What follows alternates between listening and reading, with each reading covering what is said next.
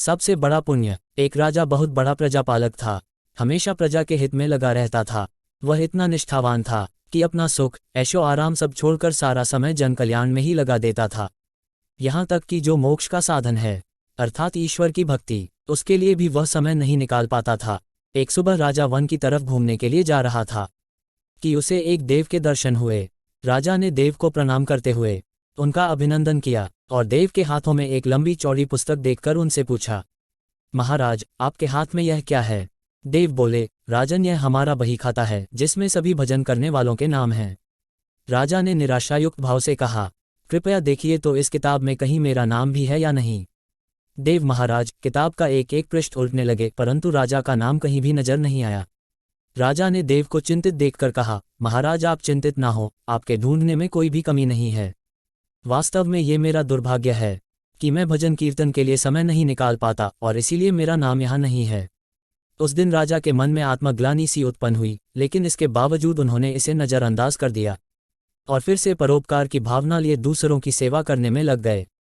कुछ दिन बाद राजा फिर सुबह वन की तरफ टहलने के लिए निकले तो उन्हें वही देव महाराज के दर्शन हुए। इस बार भी उनके हाथ में एक पुस्तक थी। इस पुस्तक के रंग और आकार में बहुत भेद था और यह पहली वाली से काफ़ी छोटी भी थी। राजा ने फिर उन्हें प्रणाम करते हुए पूछा, महाराज, आज कौन सा बहीखाता आपने हाथों में लिया हुआ है? देव ने कहा, राजन, आज के बहीखाते में उन लोगों का नाम लिखा है जो ईश्वर को सबसे अधिक प्रिय हैं। राजा ने कहा, कितने भाग्यशाली होंगे वे लोग, निश्चित ही वे दिन रात भगवत भजन में लीन रहते होंगे। क्या इस पुस्तक में कोई मेरे राज्य का भी नागरिक है? देव महाराज ने बहीखाता खोला और ये क्या, पहले पन्ने पर पहला नाम राजा का ही था। राजा ने आश्चर्यचकित होकर पूछा, महाराज, मेरा नाम इसमें कैसे लिखा हुआ है? मैं तो मंदिर भी कभी कभार ही जाता हूँ। देव ने कहा, राजन, इसमें आश्चर्य की क्या बात है?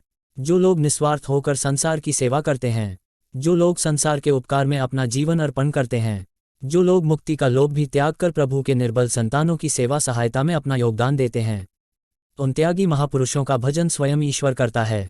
ए राजन, तू मत पछता कि तू पूजा पाठ नहीं करता, लोगों की सेवा कर, तू असल में भगवान की ही पूजा करता है।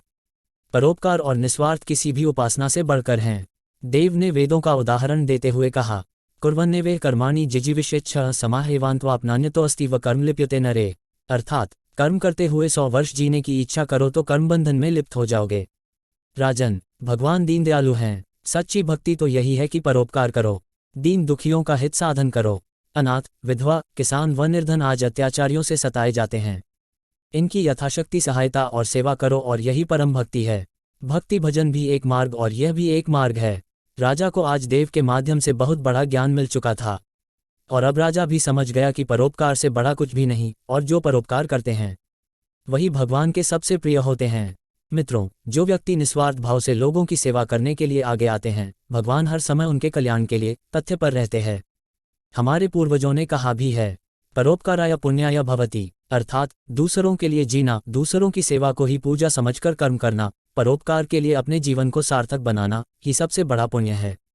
और जब आप भी ऐसा करेंगे तो स्वतः ही आप वही ईश्वर के प्रिय भक्तों में शामिल हो जाएंगे। अगर आपको यह कहानी अच्छी लगी हो तो सब्सक्राइब, लाइक, कमेंट और शेयर जरूर कीजिएगा। यह वीडियो देखने के लिए धन्यवाद।